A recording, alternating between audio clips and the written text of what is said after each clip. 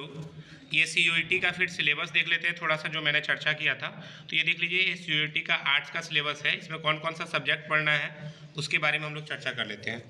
चलिए ध्यान से देखिए, पहले आपका आता है इतिहास का सिलेबस। इतिहास में आपको पढ़ना क्या क्या है, तो जो आपने 11-12 में जो पढ़ा था, या मेनली बोले 12 में जो पढ़ा था, उसी का सिलेबस है। पहले देखिए, आपने पहला पढ़ा था हड़प्पा सभ्यता, सिंधु घाटी सभ्यता जो आपने पढ़ा था। तो देखिए हड़प्पा सभ्यता का है, इसमें हड़प्पा सभ्यता का पुरातात्विक रिपोर्ट जो किसने तैयार किया था, अलेक्जेंडर जो थे कनिंघम, उन्होंने तैयार किया था। उसके बारे में इतिहासकारों ने क्या क्या उपयोग किया था उसके बारे में।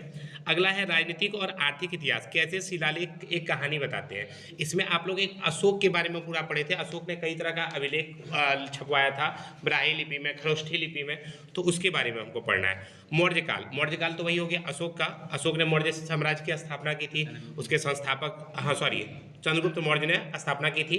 उसके पोते का नाम आपका अशोक था, बेटे का नाम बिंदुसार था। तो उसके बारे में हमको पढ़ना है। शिलालेख के बारे में, लिपि की क्या व्याख्या की गई थी, कितने लिपि थे, कौन कौन सा लिपि चल रहा था। गुप्तकालीन भूमि में अनुदान कौन था, तो एक प्रभावती नाम की एक महिला थी जिसने सबसे पहली बार अनुदान दिया था, भूमि अनुदान दिया था महारानी में, तो उसके बारे में है। इतिहासकारों ने शिलालेख की व्याख्या कैसे की उसके बारे में था। सर हाँ बोलिए। वो तो ऑप्शन में वहाँ पे आएगा सर। ये सब में आपका सिलेबस है, जो आपका 12th का सिलेबस था उसी के अकॉर्डिंग आपका ऑब्जेक्टिव क्वेश्चन इसमें बनेगा। ठीक है, जिसमें आपको 4 गो ऑप्शन दिया हुआ रहेगा, कोई भी एक ऑप्शन पे क्लिक कर देना है। प्रत्येक सब्जेक्ट को कितना क्वेश्चन है? प्रत्येक सब्जेक्ट में कितना आएगा उसका क्वेश्चन भी हम दिखा देंगे आगे। क्वेश्चन रहेगा, 40 को तुमको बनाना है। बिल्कुल, चलिए ठीक है। तो ये मैंने कहा था हड़प्पा सभ्यता के बारे में पूछेगा, मौर्य काल के बारे में पूछेगा, अशोक का शिलालेख, प्रभावती के बारे में, महाभारत का भी एक चैप्टर था आपका, दिक्पर्वन का उल्लेख था, उसके बारे में है। जाति वर्ग बंधुत्व, ये भी आपका चैप्टर ही है। महाभारत का प्रसारण, तो महाभारत में क्या क्या था। बौद्ध धर्म के बारे में, यानी कि महात्मा बुद्ध के बारे में पूरा पूछा जा सकता है। वैदिक धर्म भी दिया हुआ है। वैदिक धर्म मतलब आपका क्या हो गया, वेद से जो जुड़ा हुआ चीज़ है, वो सारे क्वेश्चन पूछे जा सकते हैं, तो ये सब आपको ध्यान रखना है। और महावीर के बारे में पूछा जा सकता है, सांची का स्तूप कहाँ पे था, अमरावती के बारे में पूछा जा सकता है। मतलब सब देख लीजिए, आपका 12th का ही टॉपिक है। लेकिन हाँ, थोड़ा सा क्या होगा, इसको डिटेल में आपको जाकर के पढ़ना होगा, एक नंबरिया पे ज़्यादा चर्चा होगा। और रोज़ आपका क्लास चल ही रहा है 9 से 10, उसमें मैं बताते चलूँगा डिटेल। हाँ, एक क्वेश्चन और किसी ने भी पूछा था कि सर कितने क्वेश्चन आएंगे, तो यहाँ पर देखिए, यहाँ पर लिखा हुआ है 50 प्रश्नों वाले एक प्रश्न पत्र में 40 प्रश्नों को हल करने की आवश्यकता होगी। मतलब 40 को क्वेश्चन आपको बनाना है, ध्यान रखिएगा। ये सब्जेक्टिव नहीं आएगा, ये ऑब्जेक्टिव आएगा। एक क्वेश्चन पे 4 आपका पूछा जाएगा, ऑप्शन देगा जाएगा। एक क्वेश्चन पे 5। तो ये आप प्रश्न पत्र वाला भी देख लिए हैं, अब आगे देख लेते हैं। तो ये आपका इतिहास का था। इतिहास तो खैर सभी को देना ही है, जितने भी आर्ट्स के बच्चे हैं सब इतिहास का जरूर पढ़ दीजिएगा।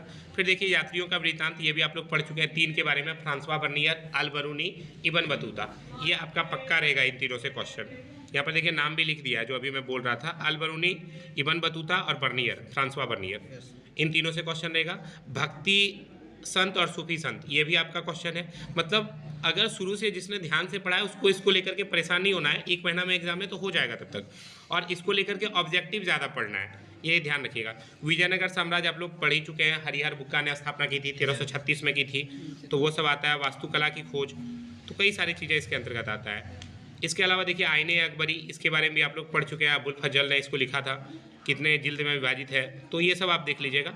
अब ये हो गया थोड़ा हिस्ट्री का, तो बहुत सारा चीज़ें, 1857 की घटना क्या क्या थी, अकबरनामा, बादशाहनामा का इतिहास किसने लिखा है, तो कई बात का चर्चा इसके अंतर्गत हमको करना है। अब थोड़ा सा जाते हैं पॉलिटिकल के, ये बस वही आपका देख लीजिए, लास्ट वाले चैप्टर का है। महात्मा गांधी का एक चैप्टर ही था इतिहास में, लास्ट वाला चैप्टर में, तो वो सबसे क्वेश्चन आपका जाता है। अब इसके बाद आ जाते हैं हम इतिहास के बाद देखिए पॉलिटिकल का। पॉलिटिकल में क्या क्या पूछा जाएगा, देखिए एक दल के प्रभुत्व का युग, चैप्टर का नाम पूरा सेम टू सेम है। राष्ट्र निर्माण और इसकी चुनौती, नेहरू के बारे में, नेहरू ने क्या उद्देश्य प्रस्ताव पारित किया था, कब पहली बार भाषण दिया था, तो इन सब बारे में चर्चा की गई है। भारत का विदेश संबंध क्या था, नेहरू की विदेश नीति क्या थी, चीन युद्ध कब हुआ था, परमाणु कार्यक्रम क्या है, ये सारा चीज़ आपका दिया गया है। गरीबी हटाओ का 3री पंचवर्षीय योजना में नारा दिया गया था, किसके द्वारा दिया गया था, इंदिरा गांधी के द्वारा दिया गया था। तो ये सारा चीज़ आपका 12 से ही रिलेटेड है। आप चैप्टर का नाम तक भी देख सकते हैं, लगभग सब मिल रहा है, कोई ज़्यादा इसमें अंतर नहीं है, तो ये आप देख लीजिए। और देखिए फिर आपका बुक का नाम भी मिल रहा है, समकालीन विश्व राजनीति, शीत युद्ध, आप लोग पढ़ ही चुके हैं पूरा। शीत युद्ध का काल कब से कब तक था, तो 1945 से 1991 तक का था, तो ये भी देखिए आपका मिल रहा है। दूसरी दुनिया का विघटन, ध्रुवीयता का पतन हो गया था, उसके बाद एक ध्रुवीय स्थिति आ गई थी, अमेरिका मैन पावर में चला गया था। तो अमेरिका के ऊपर भी देखिए क्वेश्चन है। तो सारा का सारा 12th वाला में ही है। तो ये सब देख लीजिए, सिलेबस आपका सेम है, पॉलिटिकल का भी, वैश्वीकरण, मतलब सारा चीज़ 12 का ही है, 11 का भी नहीं बोले तो 12 का है। भूगोल जिनका है वे अपना भूगोल का भी मिला लीजिएगा, सब चीज़ देख लीजिए। मानव क्रिया सारा आपका चैप्टर का ही नाम है। इसके बाद ये देखिए जनरल टेस्ट, जो मैं बहुत बार बोल रहा हूँ, ये जनरल टेस्ट क्या है। तो जनरल टेस्ट का पेपर आर्ट्स के भी बच्चे भी भरे हैं, साइंस के भी भरे हैं और कॉमर्स के भी भरे हैं। और मैं बोलूँगा जितने भी अच्छे स्टूडेंट हैं जनरल टेस्ट का पेपर भर दीजिए तो बढ़िया रहेगा। आप बोलेंगे सर इसका सिलेबस में है क्या, देख लेते हैं थोड़ा सा सिलेबस भी कि सर क्यों भरे, क्या क्या है। तो देखिए इसमें जनरल नॉलेज पूछा जाएगा, करंट अफेयर पूछा जाएगा, जनरल मेंटल एबिलिटी मतलब कि रीजनिंग आप समझ सकते हैं, या फिर आपका मानसिक स्तर का क्वेश्चन, न्यूमेरिकल एबिलिटी मतलब आपका मैथ का क्वेश्चन, रीजनिंग तो आप लोग जानते ही है रीजनिंग किसको बोलते हैं।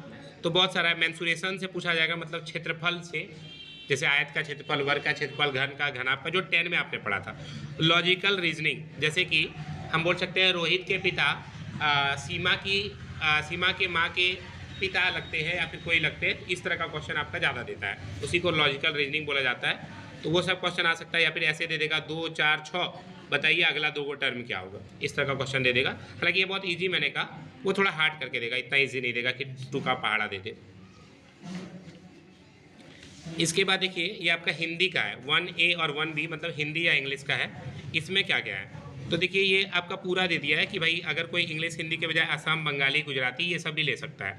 तो हालांकि नॉर्मली अधिकतर बच्चे इंग्लिश या हिंदी लेते हैं। इसमें क्या क्या होगा, तो जो आपका 12th का सिलेबस था, 12th में आप लोग का कॉम्प्रीहेंशन आता है, मतलब पैसेज जो इसको आप लोग बोलते हैं, तो पैसेज से क्वेश्चन आएगा।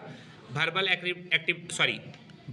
एबिलिटी से क्वेश्चन आ सकता है। रीअरेंज द पार्ट्स मतलब कि वर्ड को कैसे अरेंज करते हैं, करेक्ट वर्ड को चुनते हैं कैसे। अब करेक्ट वर्ड क्या हो गया, अब जैसे मान लेते हैं हमको डिसिप्लिन लिख दिया, तो भैया डिसिप्लिन का स्पेलिंग जैसे मान लेते हैं ये सही है या फिर ये गलत है, तो आपको सही वर्ड चुनना है। एजुकेशन थोड़ा टफ वर्ड दे देगा, तो आपको ये सब ध्यान रखना है। इसके अलावा साइनो और एंटो मतलब समानार्थी शब्द या विपरीतार्थक शब्द, वो आपसे पूछेगा। वोकैबुलरी, अब बोलेंगे सर वोकैबुलरी या साइनो एंटो हम कहाँ से याद करें, तो इसका भी मैं दिखा देता हूँ, ये वर्ड आपको कहाँ से याद करना है।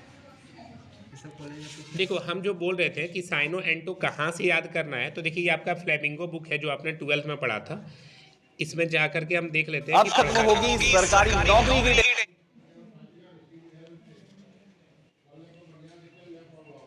चलिए इसको देख लेते हैं कहाँ से याद करना है आप लोग को। देखिए ये पूरा रीड कीजिएगा, तो रीड करने के बाद, अरे ये क्या हो गया, तो देखिए ये जब आप चैप्टर पढ़िएगा ना, तो जो जो इसमें हार्ड वर्ड आते हैं उन हार्ड वर्ड से ही आपका क्वेश्चन बनाया जाएगा। जैसे कि यहाँ पर देखिए एक ब्राइट मुझे हार्ड वर्ड लग रहा है, या जो भी आपका हार्ड वर्ड लगेगा उन सभी हार्ड वर्ड का ही आपका साइनो या एंटो होगा। तो आप लोग क्या कीजिएगा, पूरा चैप्टर को पढ़ लीजिए, जो जो आपको हार्ड वर्ड लग रहा है उसको एक बार अलग से पढ़ लीजिएगा। इसके अलावा और दिखाते हैं, या फिर आप लोग जो है कोई जो नाइस का बुक आता है, नाइस का बुक में भी जा कर के देख सकते हैं। उसमें क्या करता है, हार्ड वर्ड को डायरेक्टली आपका, जैसे यहाँ पर एक वर्ड दिया हुआ है ओबीवियस, तो इस तरह का हार्ड वर्ड को वो लोग साइड में लिख देता है, उसका मीनिंग भी लिख देता है। तो नाइस वाला बुक से आप जा कर के वो सारा देख लीजिएगा और याद कर लीजिएगा।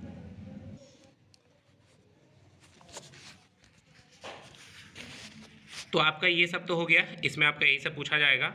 अब बोलेंगे सर हिंदी में क्या होगा, हिंदी में वोकैबुलरी वगैरह भी पूछा जाता है। हाँ तो हिंदी में इजी रहता है, टेंशन नहीं है, आसानी से कर लीजिएगा। और हम बोलेंगे जिनका इंग्लिश टफ है वो इंग्लिश को चुनिए ही मत, अभी करेक्शन का डेट है, सुधार लीजिएगा और हिंदी ही कर लीजिए।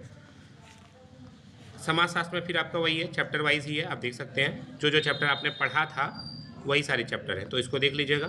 फिर आपका इकोनॉमिक्स का सिलेबस का बात करें, ये देखिए आपका इंग्लिश में दे दिया है। अगर किसी को हिंदी में चाहिए होगा तो हमको मैसेज कर दीजिएगा, नंबर तो आप लोग देख ही रहे हैं, इस नंबर पे मैसेज कर दीजिएगा, मैं आपको हिंदी में भेज दूंगा। हालांकि सेम है, कंज्यूमर इक्विलिब्रियम यानी कि उपभोक्ता का संतुलन, नेशनल इनकम मतलब राष्ट्रीय आय, determination of the income and employment यानी वही आय रोजगार का के बारे में है, मनी बैंकिंग मतलब मुद्रा और बैंकिंग, तो ये सारा आपका वही 11-12 का ही है। हाँ इसमें देखिए 11 का भी है, अब तक आपको 11 का सिलेबस नहीं मिला था, इसमें 11 का सिलेबस है, इंडिया इकोनॉमिक डेवलपमेंट, मतलब 11 में जो आपने पढ़ा था इकोनॉमिक्स अगर आप चुनते हैं तो आपको इकोनॉमिक्स का में 11 का भी पढ़ना पड़ेगा।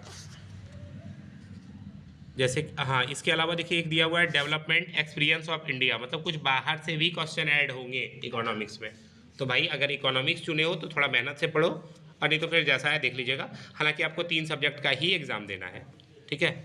ये सब आप देख लीजिए। अरे इसमें और भी इकोनॉमिक्स, अच्छा सॉरी, यहाँ पे 2 इकोनॉमिक्स था, मैंने ध्यान नहीं दिया। इकोनॉमिक्स बिजनेस इकोनॉमिक्स है ये आपका, अच्छा दोनों आपका सेम ही है, शायद डबल ऐड हो गया मेरे, हाँ मेरा 2 बार ऐड हो गया, बाकी है सेम ही।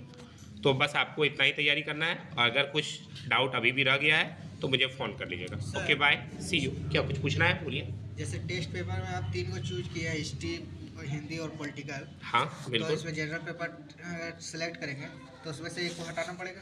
हाँ बिल्कुल, अगर आप मान लेते हैं जैसे कि आपने कहा, मैं यहाँ पर बता देता हूँ, आपने कहा कि हमको 3 सेलेक्ट करना है, तो मैं क्या करता हूँ, हिस्ट्री पॉलिटिकल हिंदी मैंने सेलेक्ट किया था। अब आप बोल रहे हैं कि हम जनरल टेस्ट करेंगे, तो ठीक है, पॉलिटिकल मेरा अच्छा नहीं है, हम पॉलिटिकल को काट देते हैं, उसके जगह पर जनरल टेस्ट ले लेते हैं। लेकिन भाई जब तुम पॉलिटिकल को काट देते हो तो हिस्ट्री हिंदी के साथ तुम जा रहे हो, तो अपना जैसा भी है तुम ले सकते हो, हिस्ट्री हिंदी, और एक जनरल टेस्ट देना है तो दे दो, किसी को हटा के, या हिंदी को हटा करके जनरल टेस्ट ले लो। तो पॉलिटिकल के लिए भी तो देना पड़ेगा पॉलिटिकल से। हाँ ये बात भी कहना सही है, तो हिंदी को काट दीजिए। तो ऐड करेंगे तो हिंदी में भी तो हिंदी का देना पड़ेगा। ऐसा कोई जरूरी नहीं है। हाँ लेकिन जो सब्जेक्ट है, अगर आप मान लेते हैं तो, जैसे हिंदी चुने हैं। मैं आपकी बात समझ रहा हूँ, आप कह रहे हैं कि सर मैंने हिस्ट्री ऑनर्स चुना था और एक पॉलिटिकल ऑनर्स चुना था और हिंदी ऑनर्स। और हिंदी 3 चुना था। अब आप बोल रहे हैं हिंदी को हटा करके मैं जनरल टेस्ट कर देता हूँ, तो सर हिंदी ऑनर्स का फिर मैं कैसे करूँगा, क्योंकि हिंदी का तो मैं एग्ज़ाम नहीं दे रहा हूँ, तो वैसे दिक्कत नहीं होने वाला। लेकिन मैं कहूँगा ये जो 2 सब्जेक्ट आप मेन रखें, वही 2 सब्जेक्ट आप ऑनर्स पे रखिए, एक साइड से आप जनरल रख लीजिए। फिर आप हिंदी ऑनर्स मत चुनिए, या पॉलिटिकल को काट करके आप जनरल टेस्ट के साथ जा रहे हैं, तो पॉलिटिकल ऑनर्स फिर चुनना बेकार है, उससे अच्छा है हिंदी ऑनर्स चुन लेंगे, history plus Hindi. Test paper 4 चुनेंगे तो उससे ज़्यादा पैसा लगेगा। हाँ 4 चुनिएगा तो फिर आपका पैसा बढ़ जाएगा, और आप तो करेक्शन होने वाला है तो पैसा बढ़ेगा नहीं, तो आपको वही 3 ही रखना है। और जनरल टेस्ट रखना है तो रखिए, नहीं रखना है तो हटा दीजिए, जैसा आपको ठीक लगे। चलिए ठीक है, okay, thank you so much video देखने के लिए। लाइक सब्सक्राइब और अपने दोस्तों के पास शेयर जरूर कर दीजिएगा, ताकि बाकी दोस्तों के पास भी आपका इन्फॉर्मेशन मेरा पहुंच सके, सभी लोग जान सके। और कुछ भी ज़रूरत हो तो कॉल या मैसेज कर दीजिएगा। Okay bye, see you.